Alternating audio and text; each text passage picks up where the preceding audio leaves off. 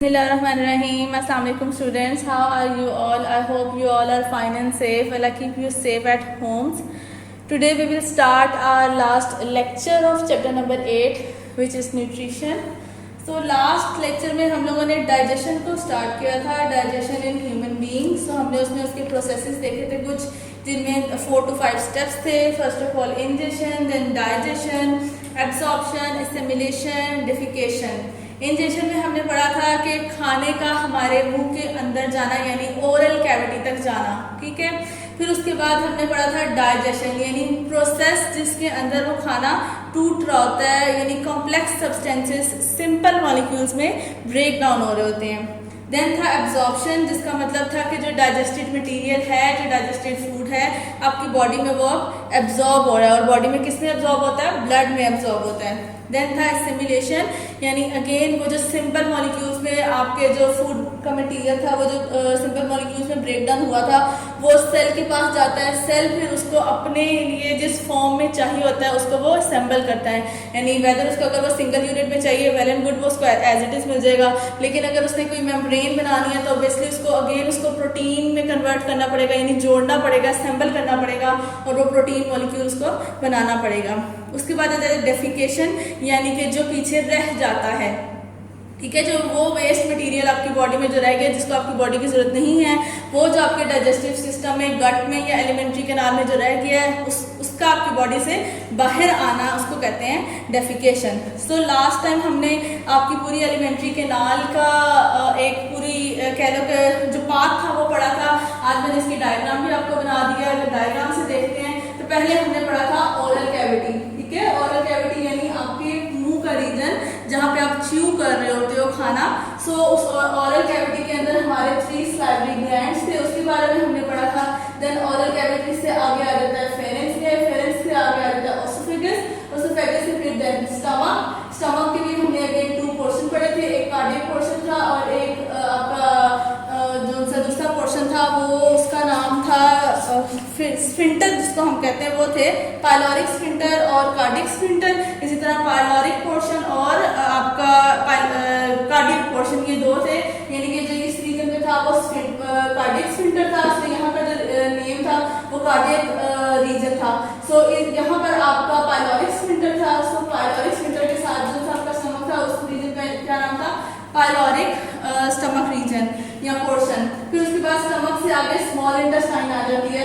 यहाँ से ये लार्ज इंटेस्टाइन फ्रंट पे है, इससे पीछे बैक से आपकी स्मॉल इंटेस्टाइन निकल रही है. सो अगर हम स्मॉल इंटेस्टाइन की बात करें तो स्मॉल इंटेस्टाइन 3 पार्ट्स में डिवाइडेड है. फर्स्ट पार्ट आपका ड्यूडेनम जो कि यहाँ का कुछ 10 इंचेस या 25 सेंटीमीटर का पार्ट है शुरू का ही. देन आ जाता है जेजुनम जो कि 2.4 मीटर है, यानी कि जो आपकी आगे मिडल जो सारा रीजन है आपकी स्मॉल इंटेस्टाइन का वो जेजुनम है. और जो लास्ट पार्ट है वो इलियम है, 3.5 सेंटीमीटर जो लास्ट रह जाता है वो इलियम आ जाता है.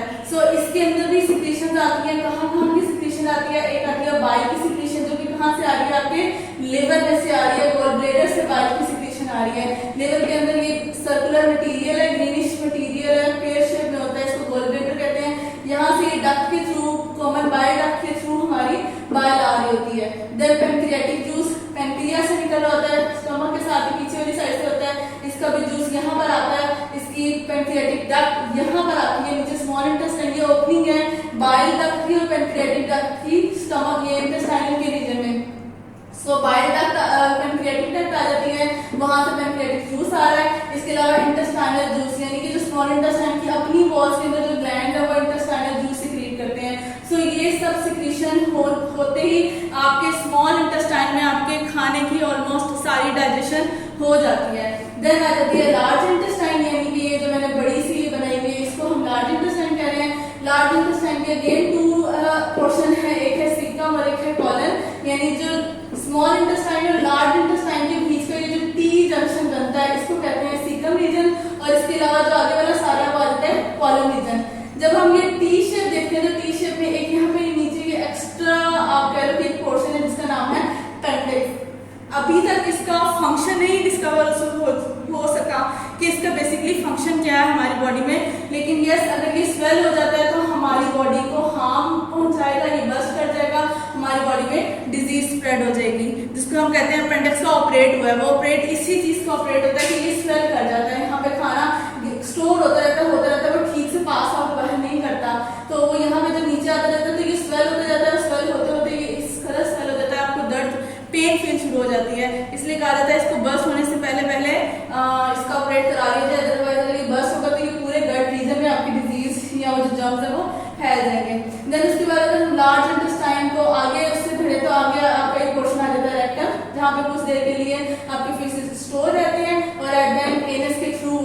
बाहर आ जाते हैं। अब हम लोगों ने सलाइवरी ग्लैंड्स तो सब पढ़ लिए थे, तो अब हम पढ़ेंगे रोल ऑफ लिवर, यानी जो ये हमारा लिवर है, इसके अंदर लिवर है, इसमें जो बाइल आ रही है असल में इसका क्या फंक्शन है। इसके अलावा लिवर का अपना भी बहुत सारे फंक्शन होते हैं, सो वो हम ढेर सारा जो भी उसका फंक्शन है वो हम पढ़ेंगे। फर्स्ट ऑफ ऑल थोड़ा सा हम लिवर के बारे में पढ़ते हैं, तो लिवर को हम एक ग्लैंड के तौर पर भी ले सकते हैं, क्योंकि ये इसमें से आपकी बाइल आ रही है। सो ये आपकी बॉडी का सबसे बड़ा ग्लैंड है, लार्जेस्ट ग्लैंड है, मल्टी लॉब है, मतलब इसके 1, 2, 3 लॉब्स आ जाते हैं, डार्क रेडिश शेप का होता है। एवरेज एडल्ट के अंदर ये 1.5 kg का होता है, यानी कि एक छोटे फुटबॉल साइज के जितना होता है। इसके अंदर गॉल ब्लेडर प्रेजेंट है। गॉल ब्लेडर कैसा है, जो कि पीयर शेप में है और ग्रीनिश येलो सैक्स की है बनी हुई। देन लिवर की फंक्शंस हम पेज नंबर 164 पे पढ़ेंगे, जो कि बहुत ज्यादा है। उसके बाद लास्ट टॉपिक हमारा आ जाता है डिसऑर्डर्स ऑफ गट, यानी कि अगर इस पूरे हमारे गट सिस्टम में एलिमेंट्री किनार में कहीं कोई खराबी आती है तो वो किसकी आती है। एक आ जाता है डायरिया, जिसको हम नॉर्मली कहते हैं लूज मोशन। देन कॉन्स्टिपेशन, जिसको हम कब्ज का नाम देते हैं। देन अल्सर, यानी कि आपको जिसे हम जलन का नाम देते हैं, मैदे में जलन है, यानी पेट में जलन है, मुझे जलन हो रही है, खाना खाया तो उसके बाद जलने वाला जो वो फीलिंग आती है उसको अल्सर कहते हैं। नाउ डिटेल हम अपनी बुक से पढ़ते हैं। आज हम अपनी बुक के पेज नंबर 161 पर। So student, this is your page number 161. Let's start from small intestine. Here means complete digestion and absorption, यानी कि small intestine में अब आपकी जितनी बॉडी में फूड मटेरियल है वो completely digest हो जाएगा और यहाँ से उसकी absorption शुरू हो जाएगी। Duodenum comprises of the first 10 inches या फिर 25 centimeter of small intestine, and it is the part of the alimentary canal where most of the digestive process occur, यानी कि almost यहाँ पर digestion complete हो जाती है। Here food is further mixed with 3 secretions, और वो 3 secretions कौन सी हैं? पहली आ जाती है आपकी bile. Bile from liver helps in the digestion of lipid through emulsification, that is by keeping the lipid droplets separate from one another, यानी कि अब जो हमारी जो भी वो हमने बाइट ली थी उसके अंदर प्रोटीन, लिपिड, फैट्स अगर हैं तो मैंने आपको कहा था आपके कार्बोहाइड्रेट की जो डाइजेशन है वो आपके माउथ से ही स्टार्ट हो जाती है। देन स्टमक में प्रोटीन की डाइजेशन आ जाती है और यहाँ से अब फैट की डाइजेशन शुरू हो जाती है। सो बाइल हमारे फैट को फैटी एसिड्स और ग्लिसरॉल में कन्वर्ट करती है और फिर उसको उसी फॉर्म में रखती है, यानी कि एमल्सिफिकेशन का प्रोसेस होता है। Then pancreatic juice from pancreas contain enzymes trypsin, pancreatic amylase and lipase which digest protein, carbohydrate and lipids respectively. उसके बाद जो आपके पेनक्रियाटिक जूस से पेनक्रिया से पेनक्रियाटिक जूस आ रहा है उसके अंदर 3 तरह के एंजाइम प्रेजेंट है, ट्रिप्सिन, एमाइलेज, लाइपेज। यानी कि अब ये क्या करते हैं कि स्टमक तक और जो उससे बाद बाइल में आके एमल्सिफाई करके अब कार्बोहाइड्रेट भी कन्वर्ट हो चुके हैं ग्लूकोज में, प्रोटीन अमाइनो एसिड में और लिपिड फैटी एसिड में। इसके बावजूद भी अगर कोई खाना बच जाता है जिसमें अभी भी कन्वर्जन नहीं हुई तो ये जो पेनक्रियाटिक जूस से ये 3 एंजाइम्स आ रहे हैं वो तीनों एंजाइम्स आगे फर्दर प्रोटीन की, कार्बोहाइड्रेट की, लिपिड्स की डाइजेशन कर देते हैं। जो ट्रिप्सिन है वो प्रोटीन की डाइजेशन करता है, एमाइलेज कार्बोहाइड्रेट की डाइजेशन करता है और लाइपेज लिपिड्स की डाइजेशन कर रहा होता है। Then intestinal juice from intestinal walls contain many enzymes for the complete digestion of all kind of food. Then अगर कुछ और थोड़ा बहुत रह जाता है तो वो जब आपका फूड स्मॉल इंटेस्टाइन से गुजर रहा होता है तो उसकी जो अपनी वॉल में से जो जूस आ रहा है इंटेस्टाइनल जूस उसमें जो एंजाइम्स है वो बाकी खाने को डाइजेस्ट कर देते हैं सारा। Next to the duodenum is 2.4 meters long jejunum. It is concerned with the rest of the digestion of protein, carbohydrate and lipids of our bite. Last 3.5 meter long part of small intestine is ileum. It is concerned with the absorption of digested food, यानी कि first 2 parts में digestion हो रही है और last part में absorption start हो गई है। There are circular folds in the inner wall of ileum. These folds have numerous finger-like projection called villi. Villi increase the surface area of the inner walls and it helps a lot for the absorption of digested food. So वो कह रहे हैं कि जो आपके small intestine का last part ilium है उसके अंदर छोटे छोटे फिंगर लाइक प्रोजेक्शंस हैं जिनको हम विलाई का नाम दे रहे हैं और ये विलाई क्या काम कर रहे हैं, ये सरफेस एरिया ज़्यादा कर रहे हैं ताकि ज़्यादा से ज़्यादा फूड एब्जॉर्ब हो जाए ब्लड के अंदर। Each villus is richly supplied with the blood capillaries. अब वो फूड जो एब्जॉर्ब हो रहा है उसमें होना कहाँ है, ब्लड में होना है ना, तो ब्लड उसके आसपास होना चाहिए ताकि वो ब्लड में एब्जॉर्ब हो। सो जितने भी आपके विलाएं हैं उनके आसपास सारी कैपिलरीज हैं जिनके अंदर से ब्लड गुजर रहा है, और फिर वो वहाँ से आपके खाना जो सा आपके स्मॉल इंटेस्टाइन से ऑटोमेटिकली ब्लड में आ रहा है। And a vessel of lymphatic system, lymphatic system called lacteal, यानी कि जो फैटी एसिड एंड ग्लिसरॉल है वो ऑटोमेटिकली लेक्टील में लिम्फेटिक सिस्टम में चले जाते हैं, और जो आपके प्रोटीन और कार्बोहाइड्रेट के जो अमाइनो एसिड्स हैं और ग्लूकोज हैं वो ब्लड की कैपिलरीज में आ जाते हैं। The walls of villi are only single cell thick, again वही बात है जैसे कैपिलरी को सिंगल सेल थिक होना पड़ता है मटेरियल को अपने अंदर डिफ्यूज इन एंड आउट करने के लिए, इसलिए विलाई को भी सिंगल सेल थिक होना चाहिए ताकि इसमें से भी मटेरियल बाहर को जा सके। The digested molecules, that is simple sugar and amino acids, are absorbed from intestine into the blood capillaries present in villi. Blood carries them away from the small intestine via the hepatic portal vein and goes to liver for filtering. यानी यहाँ से जितना भी blood जा रहा है वो सबसे पहले कहाँ जा रहा है, लिवर में जा रहा है, ताकि लिवर में जाके वो फिल्टर हो सके, यानी जो उसमें चीज़ें रहनी चाहिए वही रहें और एक्स्ट्रा मटेरियल अलहदा हो जाए। Here toxin are removed and extra food is stored, यानी कि लिवर का एक फंक्शन ये हो गया कि वो क्या काम कर रहा है, ब्लड में जितने भी टॉक्सिन मटेरियल है उनको सबको रिमूव कर रहा है। From liver, the required food molecules go towards heart where the hepatic vein, fatty acids and glycerol present in small intestine are absorbed into the lacteals of villus, यानी कि ये अलग सिस्टम है पूरा हमारी बॉडी के अंदर जिसमें फैटी एसिड्स और ग्लिसरॉल मूव करते हैं। lacteals carries them to the main lymphatic duct from where they enter in blood stream, फिर उसके बाद वो वहाँ से ब्लड स्ट्रीम में जाते हैं। डायरेक्टली क्यों नहीं फैटी एसिड जाते हैं, क्योंकि समटाइम्स ऐसा भी हो सकता है कि 2-4 फैटी एसिड्स अगर कंबाइन करके ही वो गुजर रहे हैं तो वो कैपिलरी को ब्लॉक कर सकते हैं, ठीक है, इसलिए वो डायरेक्ट ब्लड में कैपिलरीज के थ्रू नहीं आते हैं।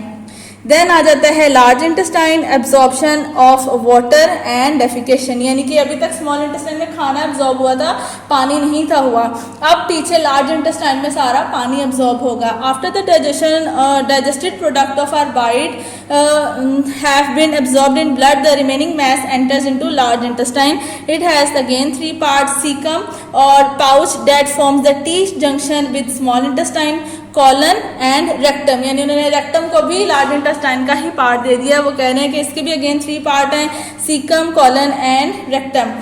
From colon water is absorb into blood, यानी कि कॉलन से पानी ब्लड में आ रहा है। After as water is absorb the solid remain of food are called faeces, यानी अब जब बाकी जो खाना स्मॉल इंटेस्टाइन से लार्ज इंटेस्टाइन में आ गया है वो उस टाइम लिक्विड फॉर्म में था, लेकिन जैसे उसने सीकम क्रॉस करके कॉलन में वो पहुंचा तो सारा का सारा पानी जो है वो, यानी कि 100 में से 98% का जो पानी है वो सारा आपकी बॉडी में एब्जॉर्ब हो गया, तो पीछे जो सॉलिड मटेरियल अब रह गया है उसको वो फीसिस का नाम दे रहे हैं। Faeces mainly consist of the undigested material, large number of bacteria, slough of cells of alimentary canal, bile, pigments and water are also part of faeces. यानी वो कह रहे हैं कि फीसिस में अब क्या क्या आपका आ जाता है, अगर फीसिस की कंपोजिशन बताई जाए तो फीसिस में अनडाइजेस्टेड मटीरियल यानी कि कार्बोहाइड्रेट, प्रोटीन, फैट जो कि डाइजेस्ट नहीं हो पाए वो रह गए हैं, या फिर आप वो डाइटरी फाइबर्स भी कह सकते हो वो रह गया है। इसके अलावा बहुत सारे बैक्टीरिया हमारी बॉडी के अंदर भी बनते हैं और जो हम खाना खा रहे होते हैं उसमें से भी अंदर जा रहे होते हैं, सो वो वाले बैक्टीरिया। इसके अलावा एलिमेंट्री कैनाल में से जब खाना गुजर रहा होता है तो एलिमेंट्री कैनाल के जो साइड वॉल्स हैं उसमें से भी सेल्स काफ़ी झड़ते हैं, गिरते हैं, सो वो स्लग ऑफ सेल्स आ जाते हैं। बाइल, पिगमेंट यानी जो सिक्रीशन बाइल की आती है वो उसकी थोड़ा बहुत इसमें रह जाता है, और कुछ हद तक पानी, जो कि मैंने आपको कहा 100 में से 98% पानी तो बॉडी में एब्जॉर्ब हो जाता है, लेकिन जो वो 2% पानी होता है वो भी फीसिस में आ जाता है। देन अच्छा पहले ब्लू बॉक्स पढ़ लेते हैं। The non functional finger like process called appendix arise from the blind end of caecum, यानी सीकम के पास ही होता है अपेंडिक्स जो कि नॉन फंक्शनल है, यानी कि इसका फंक्शन अभी तक समझ नहीं आया ये क्या है, फिंगर लाइक है। Now inflammation of appendix due to infection cause severe pain. अगर यहाँ कुछ इन्फेक्शन हो जाता है तो यहाँ पे इन्फ्लेमेशन यानी जलन शुरू हो जाती है, पेन शुरू हो जाती है. The infected appendix must be removed surgically, otherwise it may burst and inflammation may spread in abdomen. वो कह रहे हैं कि अगर ये appendix जो है इसको रिमूव आउट नहीं होता तो वो जो है बर्स्ट कर जाता है और आपके abdomen रीजन के अंदर फिर आगे डिजीज या वो जो जलन है या वो जो भी हार्मफुल बैक्टीरिया वो स्प्रेड कर जाते हैं. Next, faeces are temporarily stored in rectum which opens out through anus. यानी हम थोड़ी देर के लिए फीसिस रेक्टम में स्टोर हैं, फिर उसके बाद वो एनस से आपकी बॉडी से बाहर आ जाते हैं. Under normal conditions when the rectum is filled up with faeces it give rise to a reflex and anus is open for defecation. यानी कि वो कह रहे हैं कि जब रेक्टम में फीसिस स्टोर हो जाते हैं, प्रेशर बिल्डअप होता है, तो वो फिर आगे आपके ब्रेन तक रिफ्लेक्स एक्शन भेजता है और फिर ब्रेन आगे से एनस के जो मसल्स हैं उनको ओपन करती हैं. This reflex is consciously inhibited in adults but in infant it is controlled involuntary.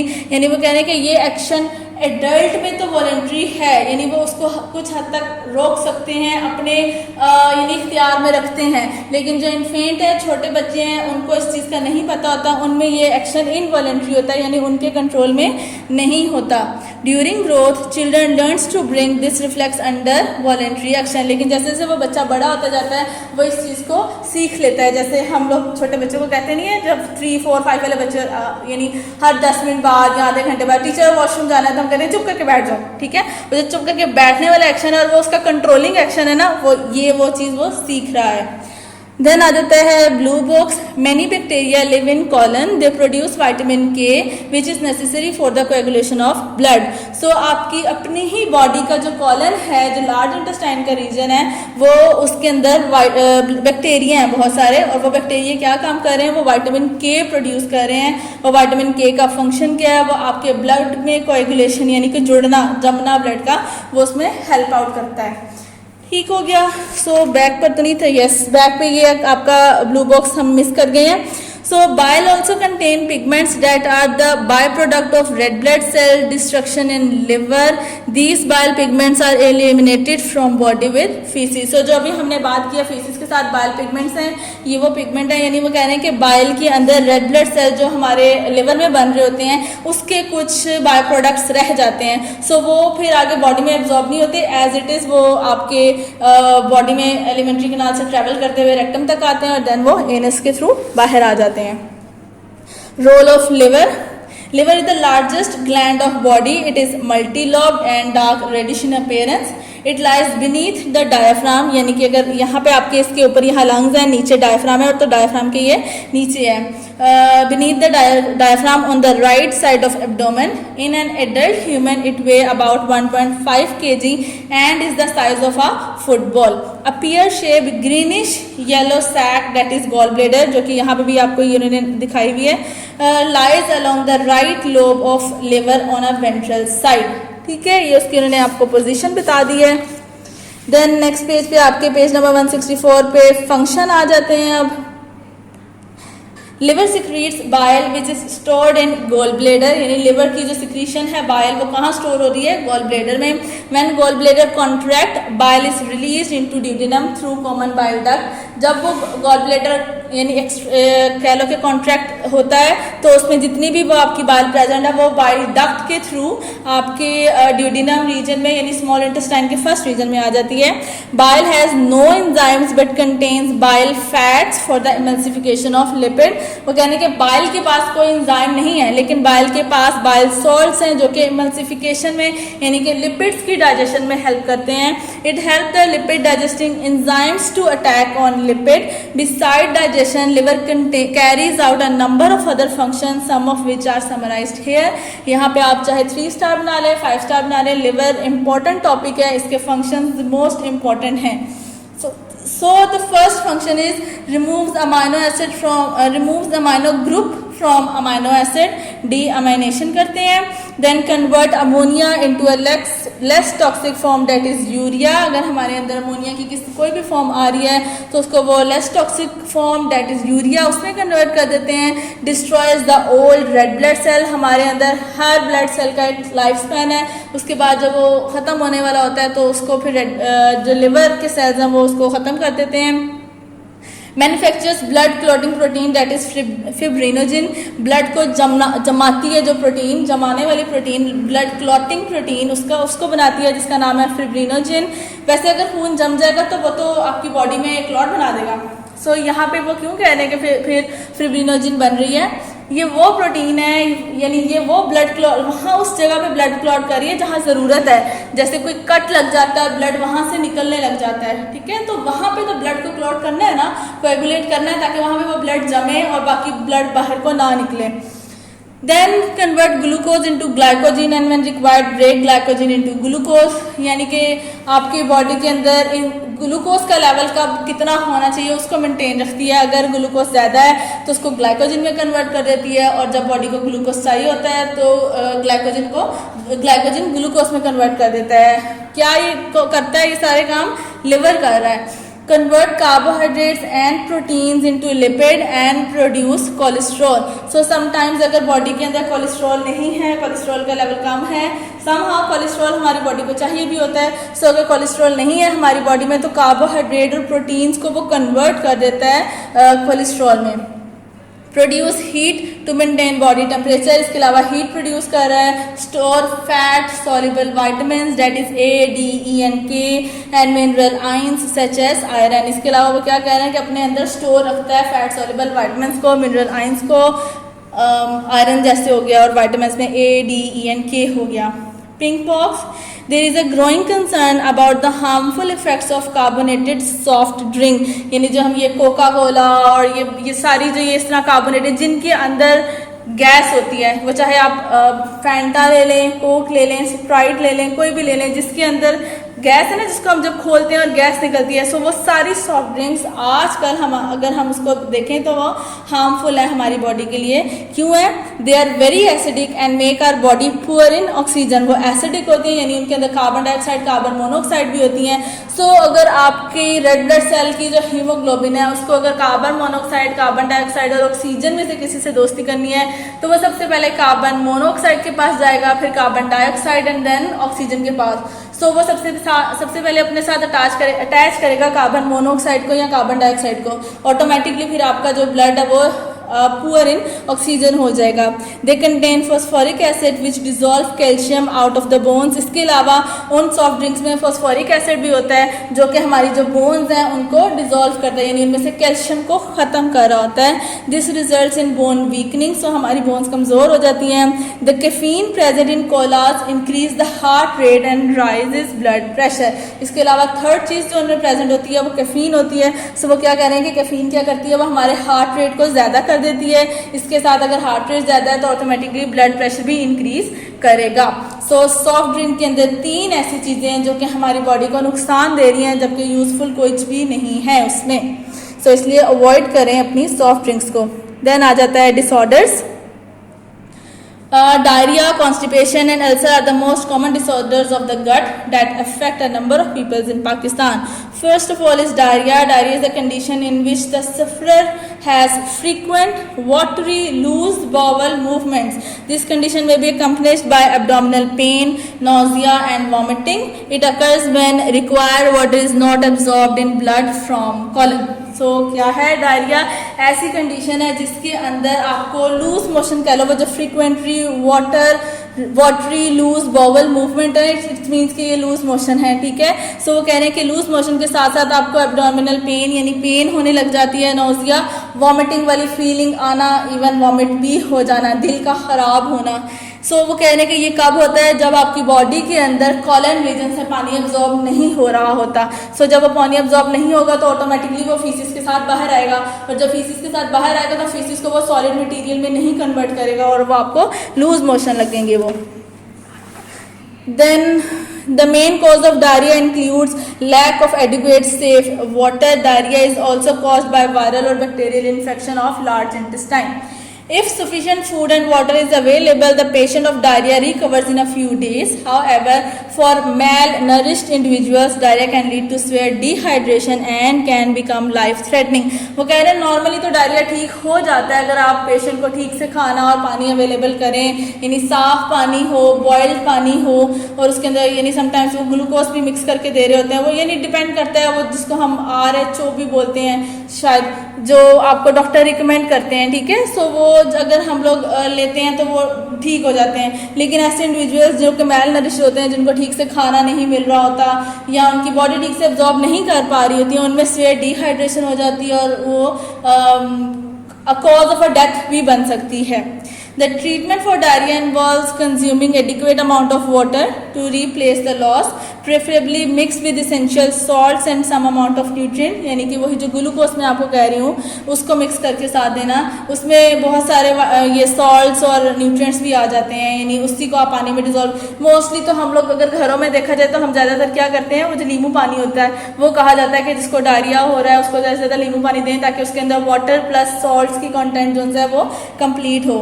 Antibiotics में भी required if diarrhoea is due to bacterial infection. So अगर डायरिया फिर भी ठीक नहीं हो रहा, डॉक्टर आपको फिर एंटीबायोटिक रिकमेंड करते हैं कि मे बी ये बैक्टीरियल इन्फेक्शन है, कोई बैक्टीरिया वहाँ पे चला गया जिसकी वजह से एब्जॉर्ब नहीं हो रहा। Prevention of diarrhoea include taking clean water and essential salts, eating regularly and taking hygienic measures. Then constipation. Constipation is a condition where a person experiences hard feces that are difficult to eliminate. The main cause of constipation includes excessive absorption of water through colon, insufficient intake of dietary fiber, dehydration, use of medicines, for example those containing iron, calcium and aluminium, and tumor in rectum or anus. So वो कह रहे हैं कि constipation क्या है, आपके faeces का hard हो जाना। और वो कैसे हार्ड होते हैं, या तो आपने पानी ज़्यादा नहीं पिया, ज़हरा, और पानी ज़्यादा पियोगे, जितना ज़्यादा पानी पियोगे उतना ही बॉडी एब्जॉर्ब करेगी, ठीक है। सो और बॉडी में देखो, अगर बॉडी को 98% पानी चाहिए है, अगर आप 50% ही पानी पी रहे हो तो जो रेक्टम तक फीसिस आ रहे हैं उसमें तो सारा का सारा पानी ही आपकी बॉडी एब्जॉर्ब कर लेगी, तो फीसिस तो बहुत ज़्यादा हार्ड हो जाएंगे, ठीक है। लेकिन हमने पढ़ा था कि फीसिस में थोड़ा सा पानी होता है, यानी 100 में से 2% पानी फीसिस में है। सो वो कह रहे हैं कि आपको इस हद तक पानी पीना चाहिए कि बॉडी की रिक्वायरमेंट के हिसाब से भी वो बॉडी एब्जॉर्ब कर ले और थोड़ा सा पानी पीछे फीसिस में भी आ जाए। इसके अलावा वो कह रहे हैं कि डाइटरी फाइबर्स का लेना, जो कि आप लोग मोस्टली नहीं लेते हैं क्योंकि डाइटरी फाइबर्स हमारे गट सिस्टम को साफ करते हैं, डाइजेस्टेबल नहीं होते हैं, इजीली पास कर जाते हैं वो उसमें से आपके पूरे एलिमेंट्री कनाल में से, तो कॉन्स्टिपेशन नहीं होती है। इसके अलावा वो कह रहे हैं कि बहुत जो लोग ड्रग्स मेडिसिन बहुत ज़्यादा लेते हैं, ऑब्वियसली फिर उनका खून जो सा वो उसमें मिनरल सॉल्ट्स की कंसनट्रेशन ज़्यादा हो जाती है, हाइपोटोनिक वाला सोल्यूशन बनना शुरू हो जाता है, तो ऑटोमेटिकली जो पानी है वो फिर ब्लड में बार बार एब्जॉर्ब होता है, रिक्वायर अमाउंट से ज़्यादा पानी आपके ब्लड में एब्जॉर्ब हो रहा होता है और फिर रेक्टम में जो फीसिस हैं वो हार्ड हो रहे होते हैं। इसके अलावा जो लास्ट उन्होंने कॉज बताया वो ट्यूमर बताया कि ये तो सबसे यानी लास्ट जाता है कि, और अगर इनमें से कुछ भी नहीं है तो हो सकता है रेक्टम में या एनस में ट्यूमर की फॉर्मेशन हो रही हो जिसकी वजह से भी फिर फीसिस हार्ड हो जाते हैं। Treatment of constipation is with a change in dietary and exercise habits, यानी कि आपको अपनी एक्सरसाइज थोड़ा बहुत करना चाहिए, अपनी हैबिट्स को चेंज करना चाहिए और डाइट को ठीक करना चाहिए।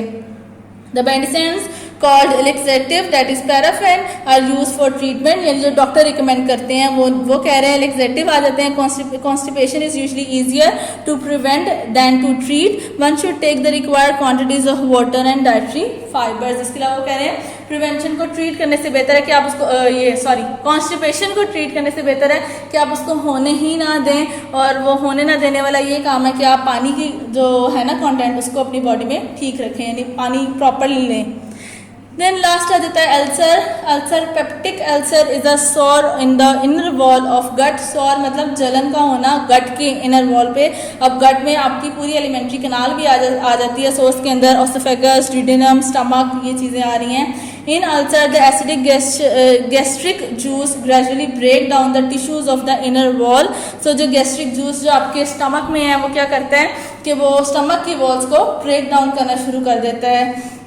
Ulcer of stomach is called gastric ulcer. अगर वो अल्सर स्टमक का है तो उसको हम गैस्ट्रिक अल्सर का नाम दे रहे हैं। The cause of ulcer include excess acid infection, long-term use of anti-inflammatory medicines, smoking, drinking coffee, colas and eating spicy food.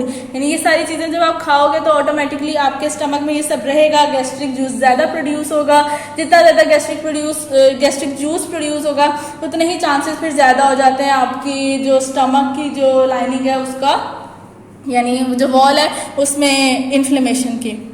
So the sign and symptoms of ulcer include abdominal burning, यानी जलन होना after a मील और eight midnight, यानी आपने कुछ भी खा लिया है तो उसके 15-20 मिनट बाद, आधे घंटे बाद आपको जलन शुरू हो जाती है, या आप अचानक से रात में उठ जाते हो कि जी अब मुझे दर्द हो रही है.